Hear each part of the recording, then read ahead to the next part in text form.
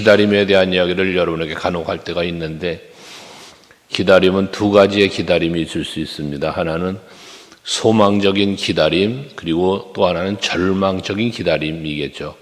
소망의 기다림은 우리에게 기쁨을 주고 즐거움을, 평안을 주겠지만, 절망적인 기다림이라면 그 기다림은 참으로 불행한 기다림이죠. 불안하고 근심되고 슬프고 괴롭고.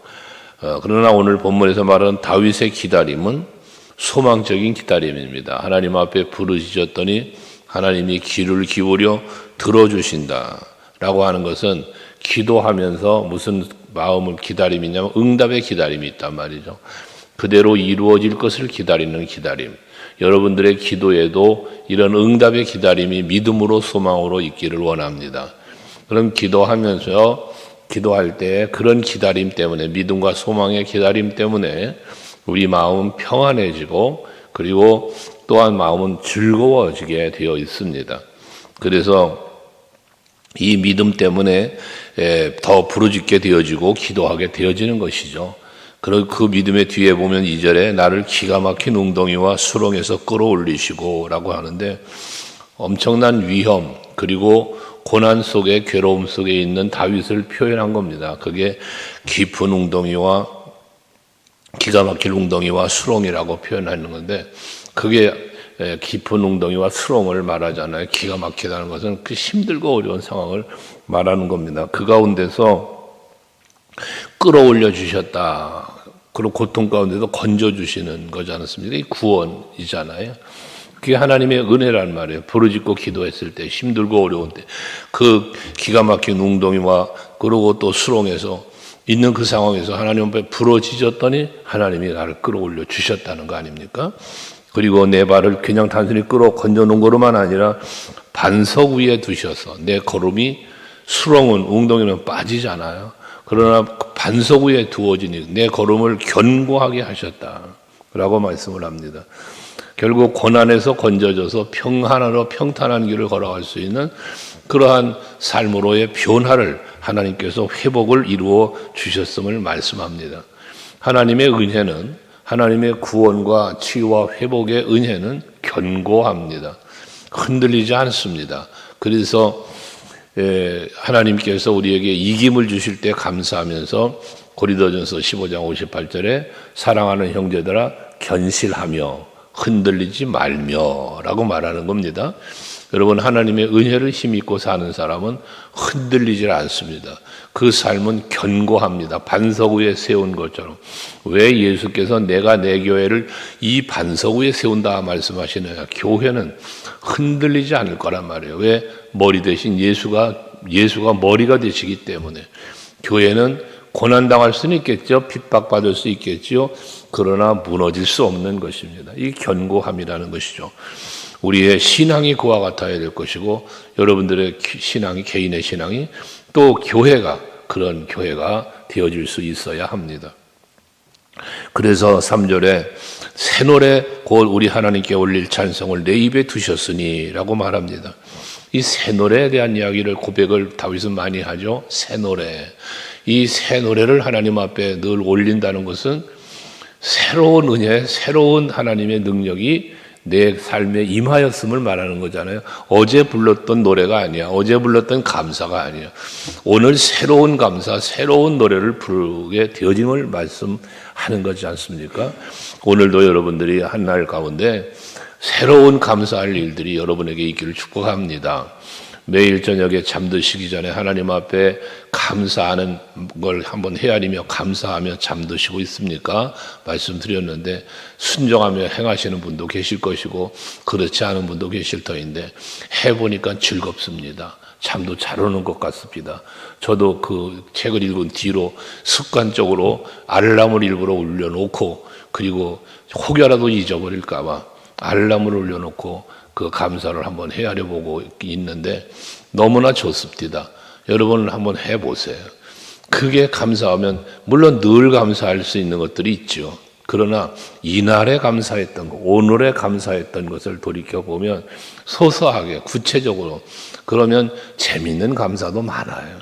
그러니까 그 새 노래를 찾아가는 겁니다, 여러분. 우리가 하나님 앞에 감사하는 건 그냥 늘 감사하는 어떻게 보면 틀에 갇힌 습관적인 감사도 많겠죠. 그렇지만 그런 감사보다도 뭔가 새로운 일에 대한 감사, 오늘에 있었던 일을 찾아서 구체적인 걸 찾아서 감사해 보면 즐거워질 것입니다. 그 하나님을 찬송할 수밖에 없는 것이죠. 그렇게 찬송을 내 입에 두셨다는 건 뭡니까? 찬송할 만한 은혜를 베풀어 주셨다는 거잖아요. 그러니 많은 사람이 보고 두려워하여 여호와를 의지하리로다라고 합니다. 은혜로 알 때 더 은혜를 갈망하게 돼 있지 않습니까? 그럼 그에 합당한 은혜를 또 믿음대로 되어지게 해 주시니 이게 계속되는 거예요, 하나님. 그래서 하나의 사이클링이라 그랬잖아요. 하나님의 은혜를 베푸시고 받은 은혜 감사하니 또 은혜 더 큰 은혜 주시고 그게 더 큰 감사. 여기 새 노래로 또 새로운 은혜를. 이게 바로 하나님과 우리와의 사이에서 오고 가는 하나의 소통함이 아니겠습니까? 영적으로, 육적으로 말입니다. 오늘 한 날도 여러분들이 이 예배 시간부터 시작해서 여러분들의 삶 속에 항상 하나님이 이처럼 지키시고 보호하고 반석 위에 세우시는 이러한 은혜가 있어서 오늘도 여러분의 입술에는 항상 하나님께서 감사와 찬송을 넣어주시는, 담아주시는 그런 하루가 되시기를 바랍니다. 예, 그때 4절에 보면 하나님 그렇게 해주시니까 여호와를 의지하고 교만한 자와 거짓에 치우치는 자를 돌아보지 아니하는 자는 복이 있다. 오직 여호와만 바라보는. 왜 그분만이 나를 기가 막힌 웅덩이와 수렁에서 건져주실 것이고 부르짖고 기도할 때면 응답을 해주실 것이며 항상 새로운 은혜와 하나님의 새로운 복으로 채워주시는 하나님이시니 오직 여호와만 바라보고 교만한 자를 바라보지 않는다는 것은 세상 사람들의 세상 권세를 바라보지 않는 것을 말씀하지 않겠습니까? 이것처럼 여러분들이 의지하리는 오직 여호와, 내가 바라보리도 오직 여호와, 오직 예수, 내가 또 함께 동행하며 살아가야 할 그러한 분도 오직 여호와, 오직 예수가 될 때 그것이 여러분의 행복이 되어질 것입니다. 예, 그러면서 5절에 보면 주께서 행하신 일이 기적이 많고 우리를 향하여 주의 생각도 많아서 누구도 주와 견줄 수가 없나이다. 내가 널리 알려 말을 하고자 하나 너무 많아 그것을 셀 수도 없나이다 합니다. 헤아릴 수 없는 은혜, 하나님께서 베풀어 주시는 그 은혜를 헤아릴 수가 없고 견줄 것도 없어, 비교할 것도 없다고 말이에요. 그만큼 하나님의 은혜는 위대하고 크고 놀랍다는 것이죠. 그래서 하늘을 두루마리로 삼고 바다를 먹물로 삼아도 그 은혜, 그 사랑을 다 기록할 수 없다라는 표현을 우리가 하는 겁니다. 헤아릴 수 없는 여러분에게 베푸신 은혜를 돌이켜볼 수 있기를 바랍니다. 하나님의 은혜라는 찬양, 지난 임직식 때도 찬양단들이 그 특성으로 했는데 그것처럼 나를 지으시도 하나님, 나를 부르시니도 하나님, 나를 보내시니도 하나님, 그러면서 그 모든 것을 또 할 수 있도록 능력 주시는 분도 하나님. 이 모든 것이 하나님의 은혜 아닙니까? 그 은혜 안에 내가 살고 있음을 헤아려 보니 헤아릴 수가 없는 거야. 그러니 하늘을 두루마리 담고 바다를 먹물 삼아도 다 기록할 수 없을 만큼의 헤아림이라는 것입니다. 우리가 은혜 안에 산다는 것은 이 헤아림 속에 사는 겁니다. 내가 받은 은혜를 헤아려보지 못하면, 헤아리지를 못하면 누림의 삶을 살 수가 없는 거예요. 신명기 3장입니까? 3장 42절인가요? 32절인가 보면 네가 받은 복을 헤아려 보아라는 말씀을 합니다. 네가 어떤 복을 받았는지 헤아려 보아라. 그 헤아림이 있을 때 우리는 더 은혜 안에 거하게 되고 그것이 곧 나의 믿음을 강하게 하는 힘이 되어진다는 거예요. 은혜를 모르면 믿음이 연약해질 수밖에 없다는 것이죠. 그래서 내가 받은 것이 전부가 아니야. 내가 느끼고 보는 것이 전부가 아니야. 내가 깨닫지 못하고 느끼지 못하는 건 은혜도 풍성한 거예요. 여러분, 우리가 미처 알지 못하는 은혜가 얼마나 많겠습니까? 내가 깨닫고 보는 것 외에 그 외의 은혜 말입니다. 쉽게 우리가 느낄 수 있는 거지만 어제 보니까 미세먼지가 좀 좋아졌습니다. 근데 전날 엄청 나빴잖아요. 목이 다 칼칼하고 할 정도로. 그런 것들을 보면서도 하나님의 은혜를 내가 호흡하는 순간도 두 발로 건강하게 걷는 것도 그 소소한 은혜들을 우리가 은혜로 고백하지 못하는 은혜가 얼마나 많냐 그 말이에요. 이게 헤아릴 수 없는 은혜라는 겁니다. 그래서 6절 이하의 말씀에 보면 자기 자신을 온전히 하나님 앞에 드리는 삶을 살 때에 이 더 풍성한 은혜를 누릴 수 있음을 말하는 거예요. 거기 이 다윗이 말하는 것처럼 제사와 예물을 하나님은 기뻐하지 아니하시고 번제와 속죄제를 요구하지 아니하신다. 이 얘기는 뭡니까? 의식적, 위선적인 것보다는 참되고 진실한 것.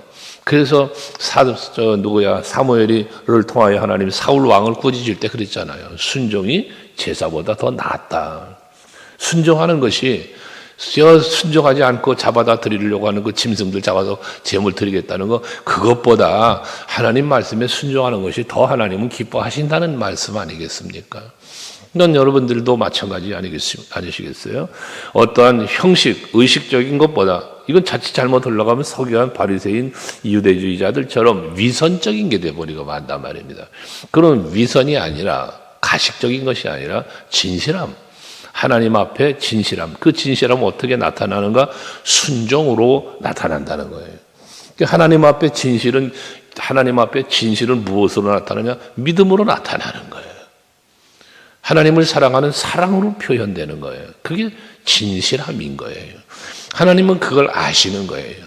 그래서 예수 그리스도를 통하여 말씀하시고, 하나님께서 내가 너에게 요구하는 게 무엇이냐라고 말씀하시면서 분명한 요구를 말씀하시잖아요.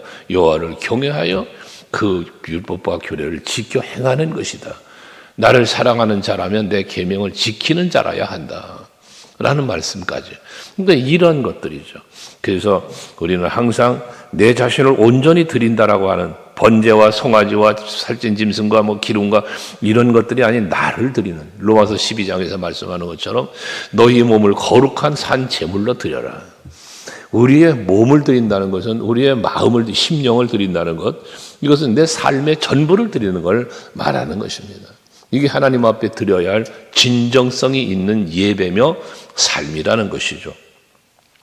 그러면서 이어진 말씀 속에 7절, 8절에 보면 그때 내가 말하기를 내가 왔나이다. 나를 가리켜 기록한 것이 두 마리 책에 있나이다 하면서 내가 주의 뜻을 행하기를 즐기오니 주의 법이 나의 심중에 있나이다 그러잖아요. 주의 율법을 지켜 행하는 것이 내게 즐겁다는 거예요. 이 즐거움이 어떻게 왔어요? 믿음으로 오는 거예요. 하나님의 약속의 말씀을 듣고 이 말씀을 믿고 이 말씀을 내 심중에 있다잖아요. 그러면서 이 말씀대로 사는 것이 즐거워야 돼. 왜? 하나님의 약속대로 사니까. 그럼 하나님 나에게 약속하신 그대로 되어지게 해 주실 것이니까. 이게 은혜잖아요. 그러므로 여러분들이 항상 하나님의 말씀을 주야로 묵상하시면서 그 말씀을 마음에 새기고 그 말씀대로 순종하며 살기 위한 자기 자신을 온전하게 하나님 앞에 드리는 삶으로 오늘도 하루를 사셔서 하나님께는 영광 기쁨 드리고 여러분도 하나님의 베푸시는 은혜 속에서 기뻐하며 즐거워하는 삶을 살 수 있기를 바랍니다. 뿐만 아니라 내가 그렇게 말씀을 마음에 품고 온전한 순종의 삶으로 하나님 앞에 드림의 삶을 사는 것처럼 9절에 보면 내가 많은 회중 가운데서 의의 기쁜 소식을 전하였나이다. 여호와여 내가 내 입술을 닫지 아니함을 주께서 아시나이다 합니다. 이 하나님의 말씀을 전하기 위해서 다윗은 계속 전했다는 거잖아요. 그 수많은 시편을 그가 쓴 거예요. 이 시편에 기록된 것이 오늘 우리들에게도 이렇게 읽혀지는 것처럼 하나님께서 그에게 이렇게 귀한 은혜 주시고 또한 말씀 주셔서 다윗 혼자만의 삶이 아닌 많은 이들에게 이것을 전하게 하시는 그런 은혜까지 다윗은 지금 누리고 있다는 것 아니겠습니까? 다메섹 도상에서 바울이 예수를 만난 후에 개인적인 만남으로 끝나는 것이 아니라 수많은 사람들과 수많은 교회가 예수 안에서 세워져 가게 하기 위한 얼마나 큰 일을 감당하는 사람이었습니까? 사도 바울이. 오늘을 살고 있는 우리들도 그 사명이 우리에게 주어져 있다는 이 사실도 우리는 잊지 말아야 합니다. 오늘도 우리가 이제 전도를 또 할 텐데 하나님 앞에서 전도하는 건 사람 앞에서 사람들에게 전도하지만 그러나 그 전에 먼저 우리는 하나님 앞에 서는 거예요. 그것이 하나님이 기뻐하심을 믿기 때문에요. 그것도 하나님이 우리에게 주신 사명인 줄을 믿기 때문에요. 그러면 그 결과는 하나님이 이루심 속에서 많은 영혼도 살리시겠고 또한 여러분들에게 그에 합당한 은혜와 복도 베풀어 주실 것입니다. 그러면서 이어진 11절 이하의 말씀은 하나님의 긍휼을 구하고 있습니다. 이유인즉슨 왜 긍휼을 구하는가? 12절에 보면 수많은 재앙이 나를 둘러싸고 나의 죄악이 나를 덮침으로 우러러볼 수도 없으며 죄가 나의 머리털보다 많음으로 내가 낙심하였음이니이다. 너무나 자기의 죄가 많아서 그 죄 때문에 지금 고난을 겪고 있으니 마음의 괴로움을, 그렇잖아요 여러분. 하나님 앞에 죄를 범하면 마음이 얼마나 괴롭겠습니까? 그리고 그 마음의 괴로움뿐만 아니라 14절 이하에 보면 14, 15절에 보면 대적자들이 자기 생명을 잡고 자기를 죽이려고 또는 자기를 조롱하고 이런 대적들이 많단 말이에요. 그러니까 저들에게 내가 수치를 당하지 않게 해주시고 저들 때문에 내가 괴로움을 당하지 않도록 도리어 저들에게 수치와 낭패를 당하게 해달라는 그런 기도를 하고 있는 거잖아요. 그런 것은 다 뭐지 온다? 하나님의 긍휼, 하나님의 은혜로 온단 말이에요. 그래서 13절에 여호와여 은총을 베푸사 나를 구원하소서라고 말하고 있는 겁니다. 우리가 늘 여러분들이 하나님의 앞에 구해야 될 거라고 기도의 제목이라고 그랬잖아요. 하나님의 긍휼, 자비, 은총. 이건 우리가 늘 구해야 되는 거예요. 왜? 그거 없이 우리 살 수 없으니까. 우리가 하나님의 긍휼하심이 없이, 하나님의 자비하심이 없이, 하나님의 이 은총이 없이 우리가 어찌 살겠습니까? 하기에 우리는 주여 은총을 베푸사, 이 기도가 다윗의 기도로 끝나는 게 아니라 오늘 이 아침에 우리들의 기도가 되어야 한다는 겁니다. 그럴 때 16절 같이 읽을래요? 16절 시작. 주를 찾는 자는 다 주 안에서 즐거워하고 기뻐하게 하시며 주의 구원을 사랑하는 자는 항상 말하기를 여호와는 위대하시다 하게 하소서. 그렇습니다. 여러분, 주를 찾는 자, 또 주의 구원을 사랑하는 자, 이건 오직 주를 바라보고 의지하는 사람이죠. 그러한 사람들에게, 그러한 여러분 같은 성도들에게, 주를 찾는 자에게, 주를 사랑하고 또 주의 구원을 사랑하는, 바라보는 그러한 사람들에게 하나님께서는 즐거워하고 기뻐하게 하시고 항상 여호와는 위대하다고 간증할 수 있게 해달라는 것 아니겠습니까? 288장 찬송가 우리 고백 많이 하죠. 이것이 나의 간증이요 이것이 나의 찬송이라고. 오늘 한 날도 살아가실 때 그렇게 고백할 수 있는 이것들이 오늘 한 날의 삶의 현장에 여러분들에게 이 풍성이 있기를 주의 이름으로 축원합니다. 기도하시겠습니다.